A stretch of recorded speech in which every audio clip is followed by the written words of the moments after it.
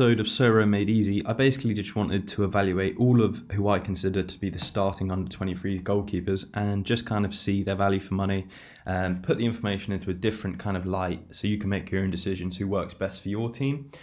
So looking at it here, we have the last 5 game average, 15 and 40.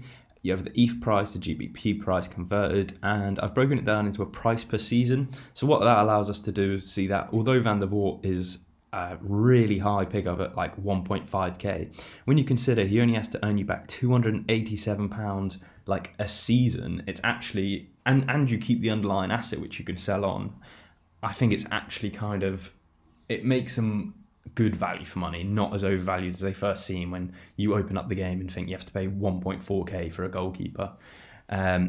So take everything with a pinch of salt, because obviously averages are accurate based on how many games you played. So Zion's only played 6 games, I think, that have been scored, so his are probably a bit overestimated. Prices, I mean, they're just kind of a mixture of what's gone on auction, best offers, and the rest of it. So if you look at like Lafont here for 0.43, you would really struggle to get a Lafont for 0.43 because your best offer at the moment is 7.45, and I know, I think John Ellis was talking about how he paid 6-7 recently for one, and you know, he considered that a fair price, as would I. So yeah, just take everything with a pinch of salt here. So looking at the breakdown, if you were looking at just the average scores, which are obviously the most important thing, how they score, you might look at someone like Justin. But as I said, if you break it down in a price per season, he's really not that valuable at all. He's kind of overvalued. All of these 23 goalkeepers,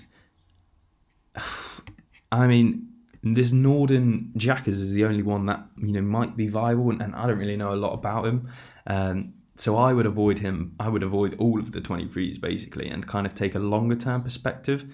Who I'm really interested in is Zion. So why I'm looking at Zion is that he's just got into the team. He's only played 6 games, as I said, but since he's joined, they've kept a clean sheet in most of them. Their results have vastly improved. The ex-goalkeeper's not injured. He's just dropped to the bench, and he's starting to get a look in at the under-23s Japanese squad.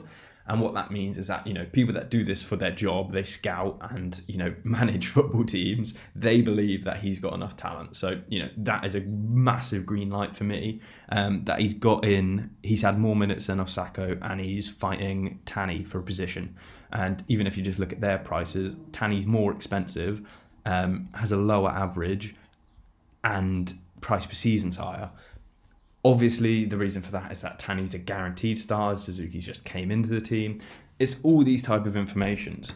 One more thing I do want to consider is when you're looking at the Asian League compared to kind of the European League, Asian information's a lot more difficult because of the language barrier. So unless you're a native Japanese speaker, you know it's going to be a lot harder to find information basically, and that comes with a premium of cost. You can see this actually in an example of what happened to Paolo Binaobi. So he was the first choice, 23 years old, starting for I think it was the Mariners, and he got dropped to the 3rd choice keeper out of nowhere. There was rumours that he had COVID. I still don't really know what happened to him. I just sold him, got rid, and, you know, moved on really. And that can happen to kind of anyone if you don't have the information available. But with someone like Green or Van der Voort, you're going to be able to read the article, see what's happening. It's much more reported on. So, you know, keep that in mind. You know, I've highlighted players that I'm looking to consider. So I would really look to pick up Lafont because he starts for the French under-23s team. You know, that just shows the talent he have. If people that do this for their job consider him to be good, and they're putting up good SO5 scores, yeah, you know what? I think I can trust that, you know, I've made the right decision there. The only downside, two seasons left on him. You're realistically playing about £1,000. In that respect, again, I'd rather pay £175 per season for Zion, keep him for the next 4 or 5 years. And as he continues to get better, he will have more utility getting into the national team. He'll have better scores as he gets better. Same for Van der Voort. It's just, I think, obviously the one issue with Sorare is the price constraint. So everyone has price constraints. They're just at different levels. if you didn't have one, you would just pick the highest price of every player. So for Van der Vaart, I think he takes up too much of my budget, where I wouldn't be able to spend it on a player that gets more points, like a midfielder. So I'll probably do a deep dive into that, looking at some of the maths behind it later.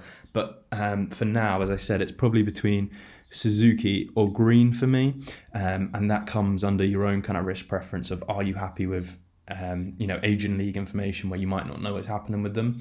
For normal outfield players, I probably would go with the kind of champion player, but because it's a goalkeeper, more likely to not get injured, I'm going to take more of a risk. I think I'm negotiating for a Zion, so if I can get a good deal for him, I'm going to take him up on that. If I come to the conclusion that I can't afford him, I understand not everyone can upfront pay 1.5k for a virtual trading card, even if it does earn you kind of dividends, like, some people just don't have that money to spend. So, in that respect, I can get Osako for 1/3 of the price. And for some managers, that's absolutely fine. I know Tanny's really well regarded because he keeps putting up these massive scores. I mean, 50 across, a whole season of games is absolutely huge, really. Just for me, he doesn't interest me because, he's already peaked for me. As well as that, I know Suzuki's on the market quite frequently, so you can pick it up on auction, which is a guaranteed value because someone else was willing to pay, one less than that. So this is just all the information, really. I got it all from Sorare data, so you can do that for yourself and just export it into Excel and make the necessary changes. But the key point I want to drive home is that, yes, these keepers are expensive, but it's because of their utility. If you're getting, let's say, 5 seasons in the Challenger or Champion League for Van der Vaart, and he can get into the Belgium team and put up 50 plus every game week, you're going to be earning back that £287. You could do it in 1 week if you finish in the top 3. So, yes, it's expensive, but consider the wider aspects of this and, pick a player that works for your team. If you have any questions, if you had any comments, feel free to, message me about them. I love to chat about, utility and putting out a good SO5 team, really. So, yeah, thanks a lot, and hope this helps someone. Cheers.